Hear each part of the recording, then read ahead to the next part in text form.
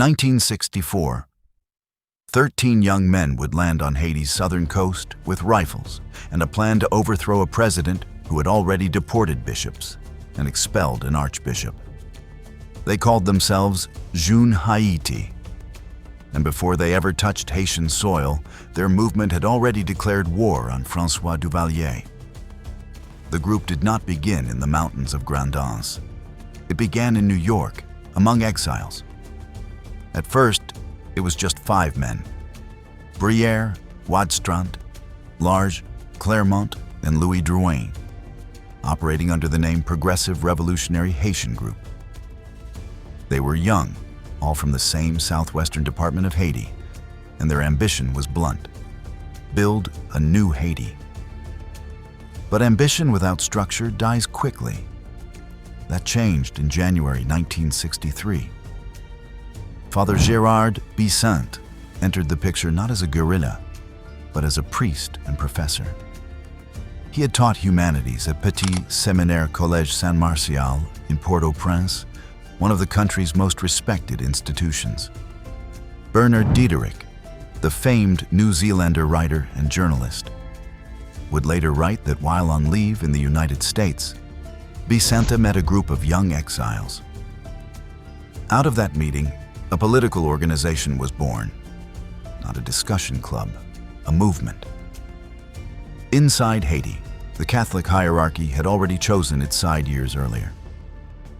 During the 1956-1957 presidential campaign, bishops and priests publicly backed Louis Desjoie against François Duvalier. They considered Duvalier a voodoo scholar, an ideological enemy. When Duvalier won, the conflict did not fade. It hardened.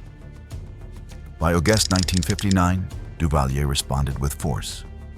He deported Father Etienne Greenenberger, the superior of Saint-Martial. In November 1960, he expelled the Archbishop of Port-au-Prince, Monseigneur François Poirier. The message was clear. Opposition from the clergy would not be tolerated.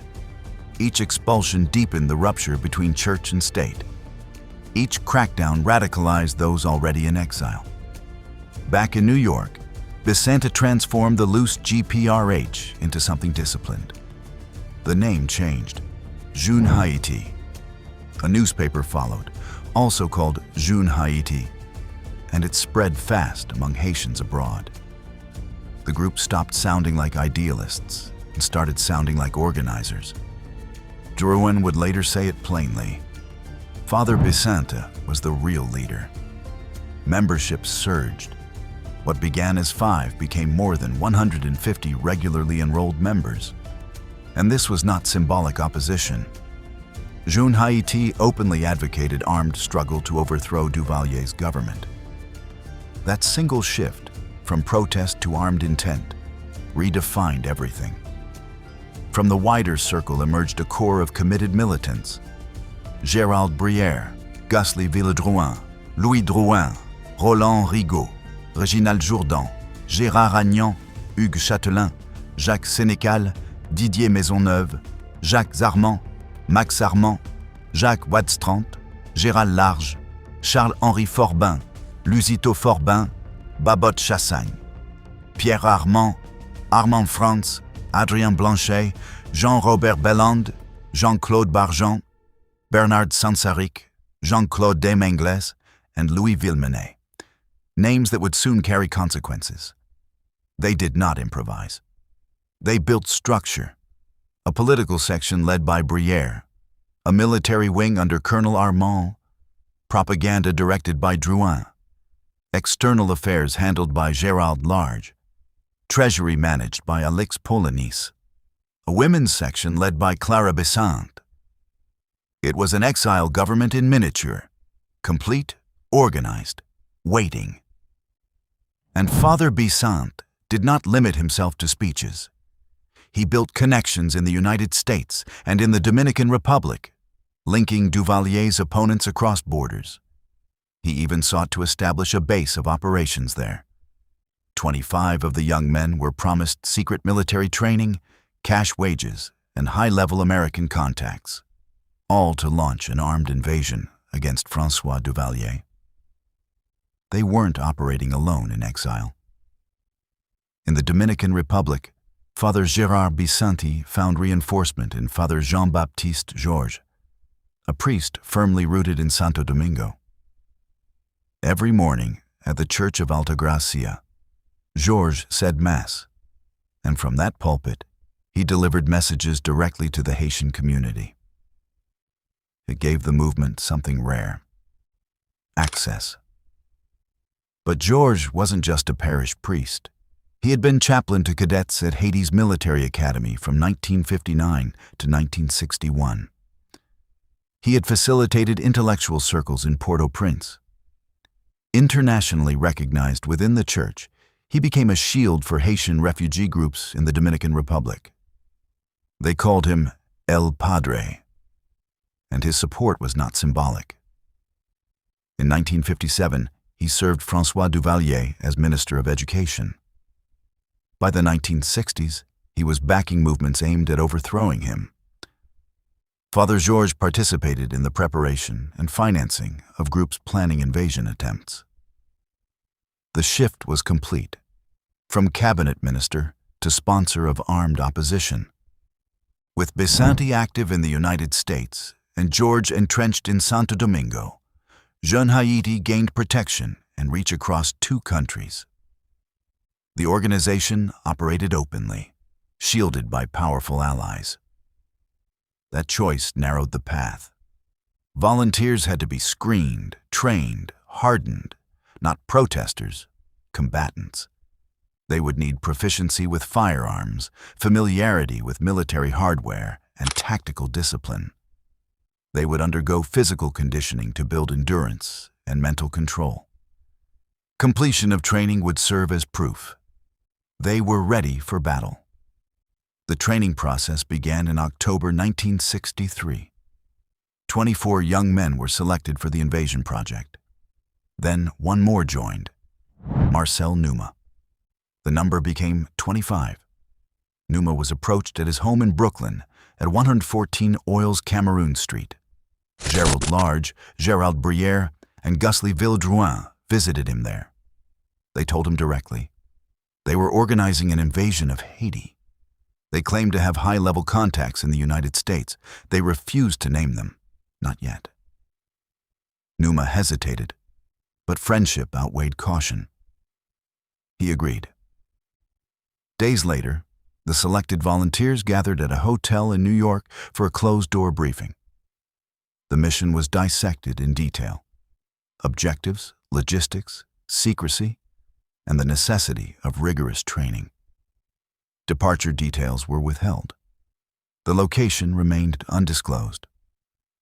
2 or 3 days later, Gerald Large brought Numa to the Hilton Seattle Hotel on 33rd Street and 7th Avenue.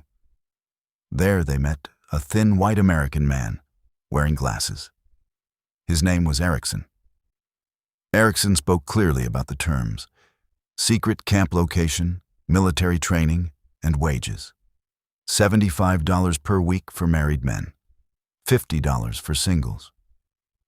He did not reveal when they would leave. He did not reveal where they were going. He took their addresses. 25 men, a secret training site, paid weekly stipends, American intermediaries who stayed unnamed, clergy sponsors across borders, and a single objective: return to Haiti by force.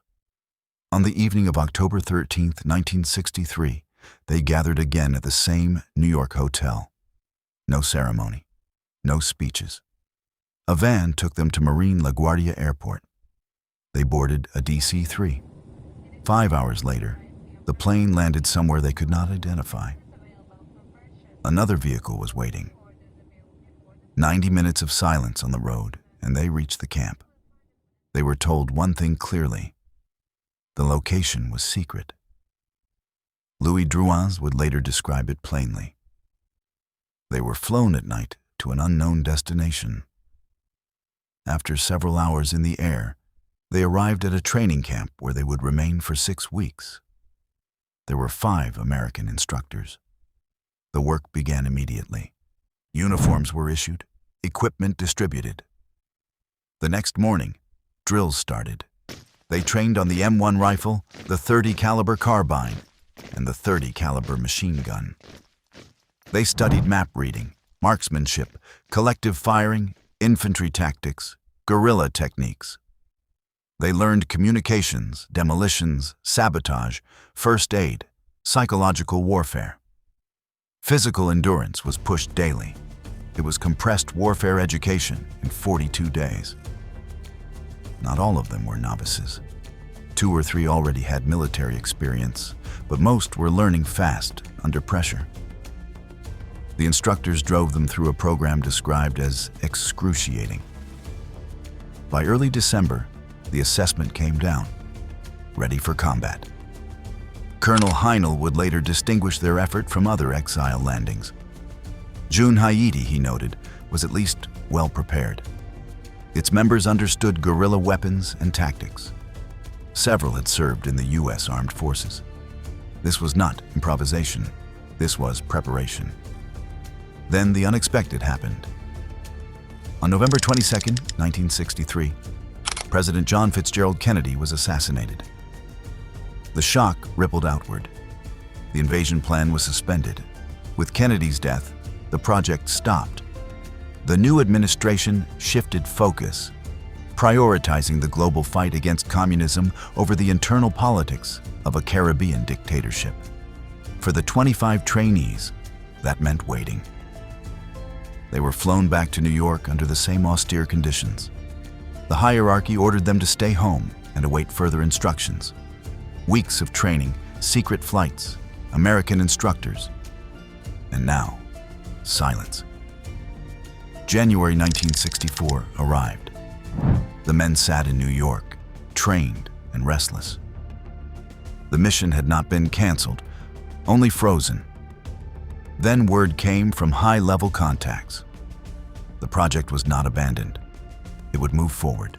With the military phase complete, the organization shifted gears. Leadership structures were adjusted. The Central Committee was strengthened. Final preparations began, not for training, but for action. 3 American sponsors met them in a Manhattan hotel and told them to prepare to face their destiny. The invasion of Haiti was back on, and this time there would be no more delays. At the Henry Hudson Hotel in New York, Jun Hayiti reorganized for war. Marcel Numa later detailed the new chain of command. Pierre Armand and Gusly Villedrouin took control of the military section. Gérald Large handled coordination. Babot Chassagne managed external relations. Alex Polynice oversaw finance. Political operations were assigned to Lucien Borno, Mr. Delatour Crisfonte, and Pierre Desbrosses. The women's section, led by Clara Bissant, mobilized with assistants and volunteers ready to support the mission. By the end of January 1964, 3 of the American backers, identified only as Steve, Mark, and Erickson, met with the leadership and the selected combatants. Their surnames were never disclosed. The message was blunt. They reminded the young militants that they were about to enter a reality where death was not theoretical. The assassination of President Kennedy had complicated matters, but they insisted the project was alive. When asked for a date, Erickson offered none. They were to wait for the right circumstances and approval from higher authorities. Until then, strict confinement, no jobs, no workplace visits, no outside contact. Then came the funding disclosure. Erickson informed them that the State Department and Haitian Community Fundraising were providing $1,000 per month to sustain the group. Financially insulated, operationally frozen. They were being maintained in readiness. In March 1964, another meeting, this time at the Roosevelt Hotel. Erickson returned with different energy. H-hour was near. The invasion would take place soon. The logistical obstacles, arms, ammunition, sophisticated equipment, had been resolved. Promises became transactions. Funds were approved for the purchase of military hardware.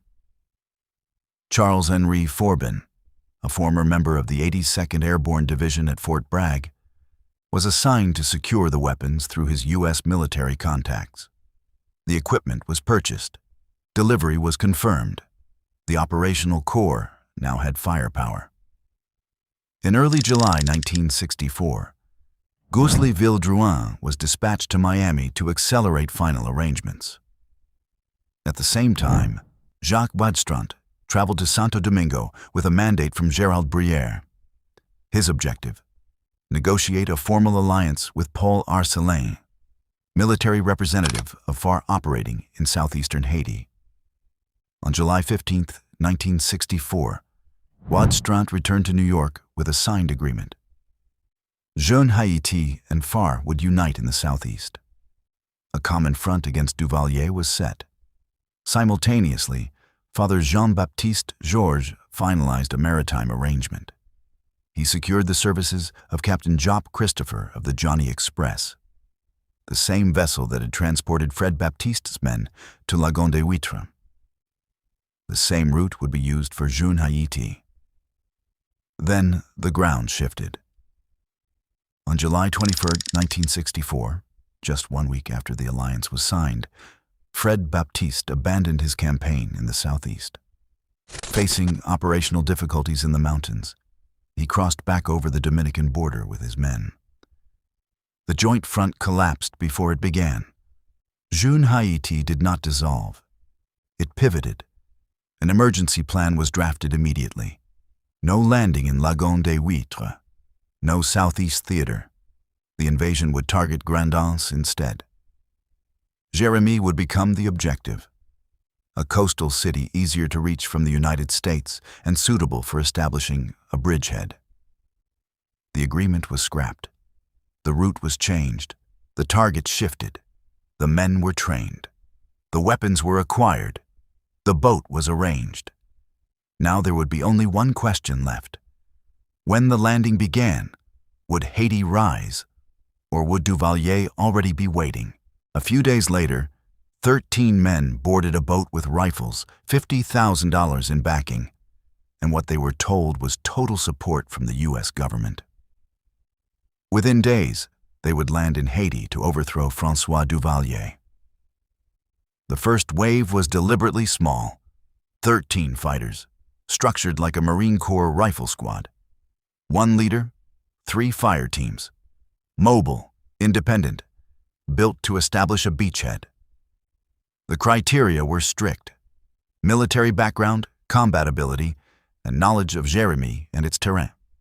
The final roster was locked in: Gérald Brière, Charles-Henri Forbin, Reginald Jourdan, Goussy Ville-Drouin, Jacques Wadstrand, Adrien Blanchet, Jacques Armand, Max Armand, Jean Gerdès, Roland Rigaud, Didier Maisonneuve, Marcel Numa, and Louis Drouin.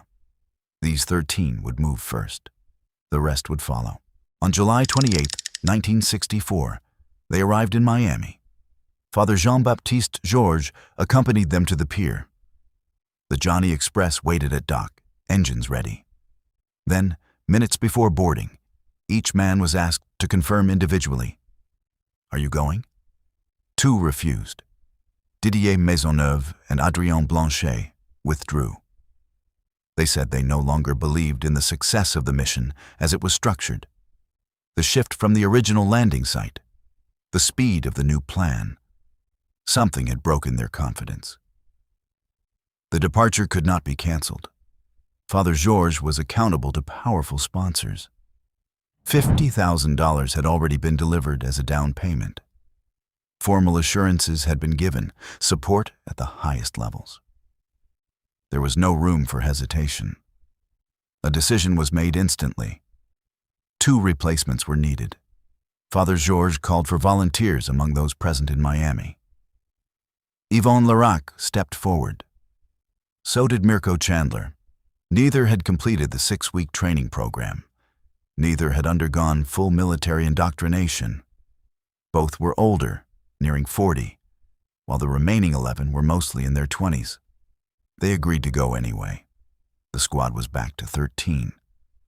But it was no longer the same squad. The formation had been designed for cohesion. 13 trained men operating with shared drills, shared tactics, shared muscle memory. Now, 2 of them had never trained for the Marine-style maneuver they were expected to execute under fire. Why were they not replaced by trained militants? Why not delay departure for 2 days to correct the imbalance? Why sail with last-minute improvisation at the core of the assault unit? There was no pause, no restructuring, no additional drills. They boarded, weapons, ammunition, supplies were loaded. The commando was reassembled with urgency rather than symmetry. Captain Yop Christopher took command of the Johnny Express. On August 3, 1964, the chartered vessel left port. Its destination was fixed, a specified point along the coast of Grande Anse, not far from Jérémie. The mission was singular. Land the 13, establish a bridgehead, and ignite the uprising that would end Duvalier's rule. The engines turned. The shoreline receded. 13 men sailed toward Haiti. They believed they were about to seize a city, declare a free territory, and force François Duvalier to resign. They weren't improvising. The plan had been drafted in New York, approved by sponsors, and memorized before departure. After their capture, statements and recovered documents exposed exactly what they intended to do. Step 1. Occupy the Jérémie airfield. Control the runway, and you control logistics. Aircraft on site would be confiscated. Any reinforcement sent from Port-au-Prince would be intercepted in the sky before it could land. Step 2. Storm the military barracks of Jérémie. Neutralize the district command. Remove organized resistance before it mobilizes. Step 3. Destroy the bridge over the Grande Anse River. Cut off land reinforcements. Force government troops to move slowly or not at all. With the airfield secured, the city controlled, and access routes blocked. The beachhead would be fortified. A proclamation would follow. This occupied section of Haiti was now free territory. A revolutionary government would be declared under the blue and red flag. Then would come the escalation. Reinforcements, politicians, and fighters would arrive from abroad. Weapons, ammunition, and equipment would flow in from sponsors. Sympathetic nations would be asked for recognition. Finally, an ultimatum would be delivered to Duvalier. Resign immediately. Marcel Numa described it without hesitation. They would land near Jérémie's abattoir, seize the airfield, take the barracks, capture the city. Prisoners would be made.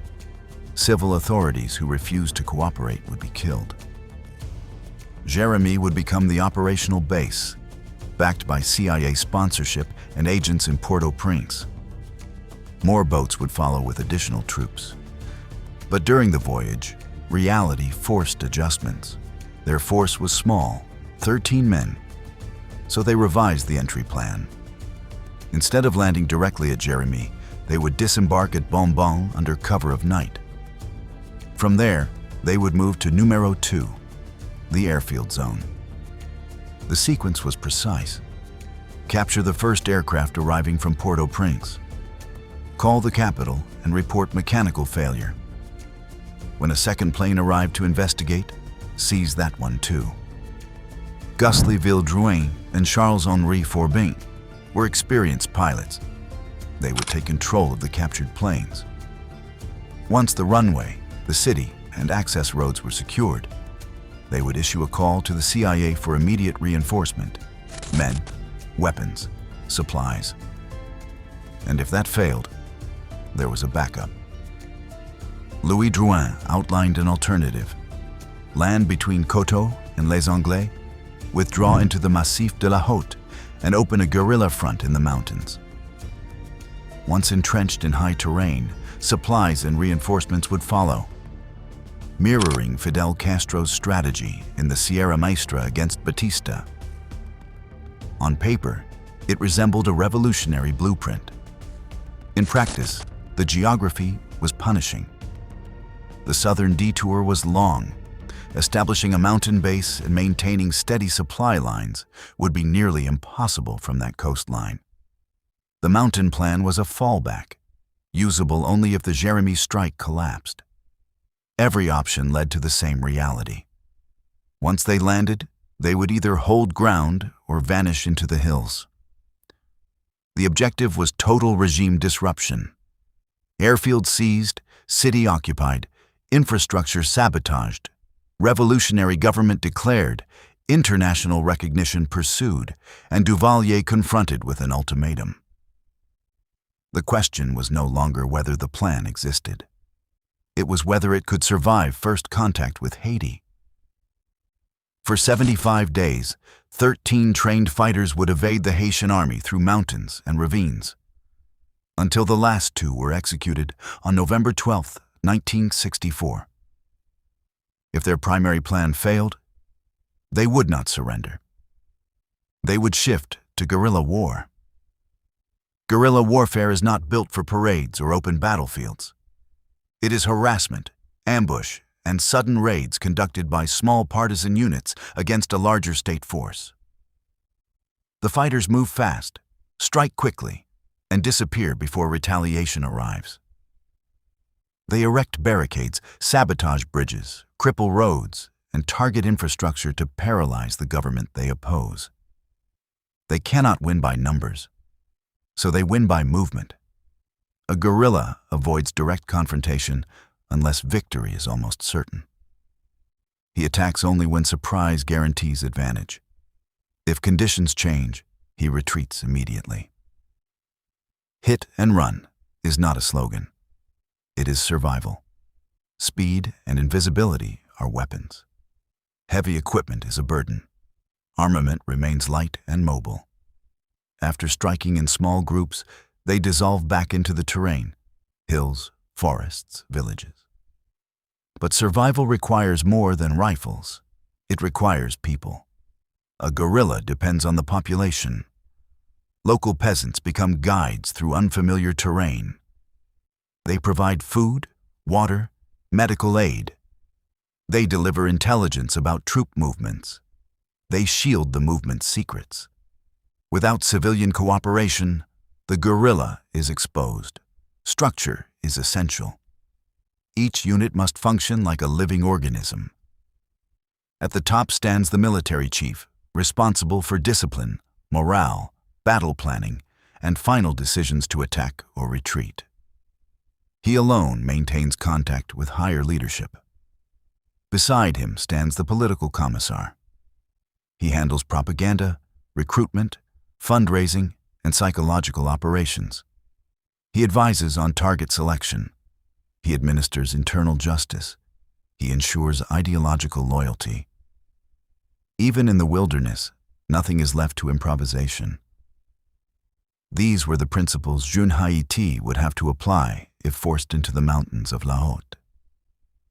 If Jérémie could not be held, the hills would become their battlefield. This was no symbolic uprising. It was the most serious armed challenge to François Duvalier since he took power. The 13 were not random volunteers. They had been screened, trained, structured, and prepared for prolonged combat. On August 5, 1964, they set foot on Haitian soil. From that moment forward, they would fight, retreat, maneuver, and endure relentless pursuit by regular army units determined to erase them. The campaign would stretch from coastal landings to mountain hideouts. It would test endurance, discipline, and loyalty. The landing was only the beginning. At 3 a.m., 13 armed men were floating off the coast of Haiti, lost. They had left Miami 48 hours earlier aboard the Johnny Express, carrying rifles, explosives, radios, and a plan to seize Jérémie and ignite a national uprising. By August 5, 1964, the blue coastline of Grand'Anse was finally in sight. The dream was within reach. They believed they were hours away from launching what they called a war of dignity. 4 million Haitians, they told themselves, were waiting for liberation. Their morale was high. Father Jean-Baptiste Georges stood among them. The shoreline grew clearer. Then the captain spoke. "I am lost." The designated landing point had been missed. The invasion timetable, calculated in New York, funded with $50,000 in advance, structured down to tactical maneuvers, collapsed in a single sentence. Guslie Villedrouin, the military leader, demanded clarity. The captain admitted he did not know their exact position. The coast was black. No harbor lights, no markers, only faint flickers from kerosene lamps inside scattered houses along the shore. Those dim flames became their navigation reference. Eventually, they identified Petite Rivière de Dame-Marie, a small village north of Dame-Marie. Not Jérémie, not the planned point. Improvisation began immediately. They decided to land nearly 900 meters away from the village to avoid detection. Anchor dropped. A dinghy was lowered. The disembarkation would require 3 trips. Weapons came first. 15 M1 carbines, 5 automatic, 1 M1 rifle, 1 30 caliber machine gun, a box of grenades, 10 to 15 sticks of TNT, 20 sticks of dynamite, 30 blasting caps, 2 6-volt batteries, 1 Luger revolver, 1 .22 rifle, 2 first aid kits, 150 pounds of plastic explosive, 2 short-range transceivers, multiple radios, a long-range transmitter capable of 900 miles, detailed maps of Haiti, large quantities of US-marked ammunition. But one thing was clear now. This arsenal was heavy. It was designed for urban seizure, not mountain flight. They had never intended to disappear into the jungle carrying machine guns, batteries, and plastic explosives through wild terrain. The plan assumed precision. The landing began with disorientation. 3 dinghy runs later, 13 men stood on Haitian soil. The invasion had begun, already off course. The shedding continued. They occupied the hill of Montagnac, overlooking Chambillon, and rested during the night of August 6 to 7. They had not slept in 2 nights. Before moving again, Villedrouin ordered additional material hidden at a marked point. The goal was mobility. The result was diminished firepower. Cartridges, cans, and medical supplies littered sections of the trail. Local guides, sometimes carelessly, discarded items into bushes. The movement left traces everywhere. At one point, an abandoned explosive device injured a villager who mistook it for a toy. What had begun as a precision operation was becoming a logistical compromise. The most painful loss was the 30 caliber machine gun, left behind with explosives and grenades. Their capacity to hold ground had dropped sharply. Meanwhile, the Haitian government had been alerted. News of the armed landing reached authorities quickly. Military districts in Grand-Anse mobilized. Reinforcements were dispatched from Port-au-Prince. The mission shifted from surprise occupation to pursuit. The 13 were still moving north. But now, government troops were moving too. By sunrise on August 6, 1964, 13 armed men were alone in rural Haiti, cut off from their sponsor, off their original landing point, and already improvising. At 5 in the morning, the landing was complete. Father Jean-Baptiste Georges, who had insisted on accompanying them, boarded the Johnny Express and returned to Miami. He knew the navigation error had complicated everything. Now the command rested fully with Guslie Villedrouin, the military chief, assisted by Gérald Brière as political commissar. Dawn exposed them. Peasants in Petite Rivière de Dame-Marie woke to find 13 strangers in olive green uniforms, heavily armed, standing in their village. 5 years earlier, in August 1959, armed Cubans had landed not far from Les Irois. The memory was fresh. Suspicion spread instantly. The commandos reacted fast. They claimed to be envoys of the government of Duvalier. No threats, no violence. They flattered villagers, distributed money generously, praised local services, and paid for horses and mules to transport their heavy weapons. The strategy worked. Fear softened into cooperation. But every step north toward Jérémie meant climbing mountains, crossing rivers, and dragging equipment designed for a rapid urban seizure, not a rural march. The distance was longer than anticipated. The terrain slowed them. The weapons weighed them down.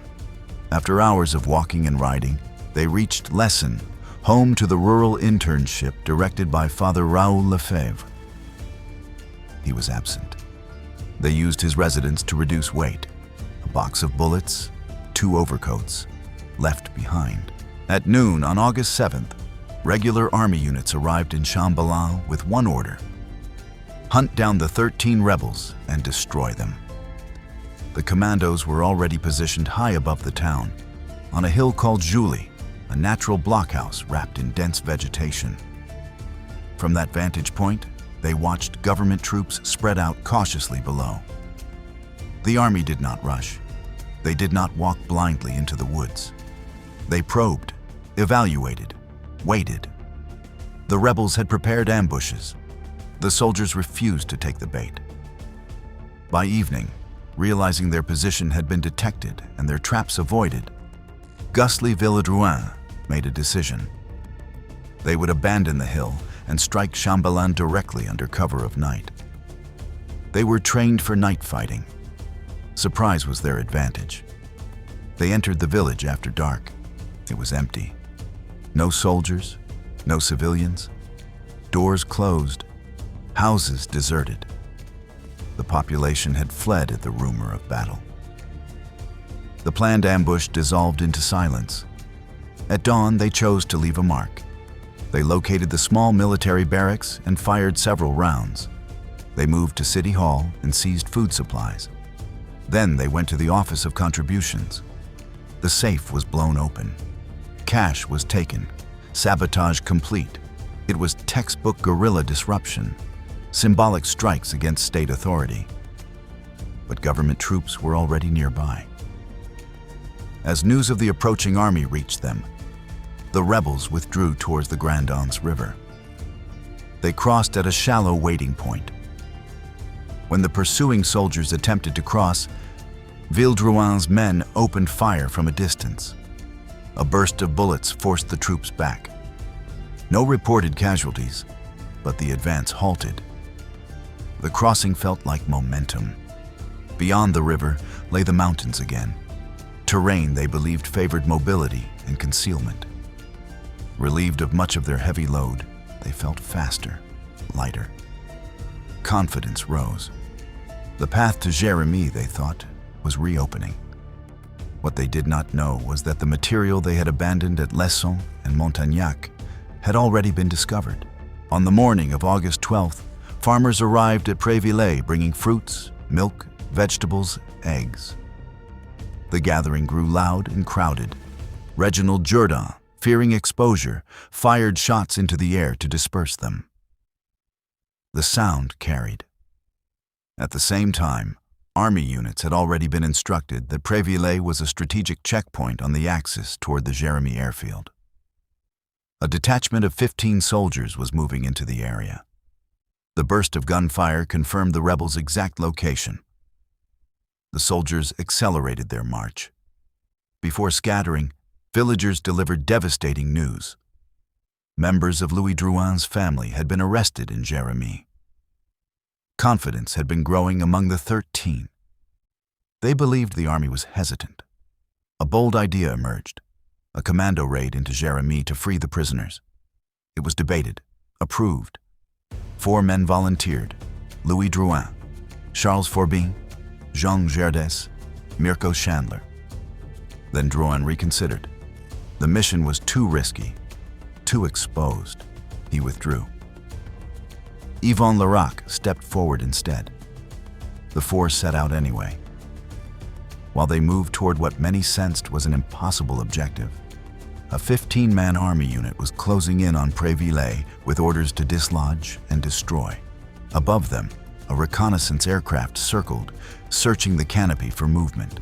The rebels were no longer operating in uncertainty. Now they were operating under surveillance.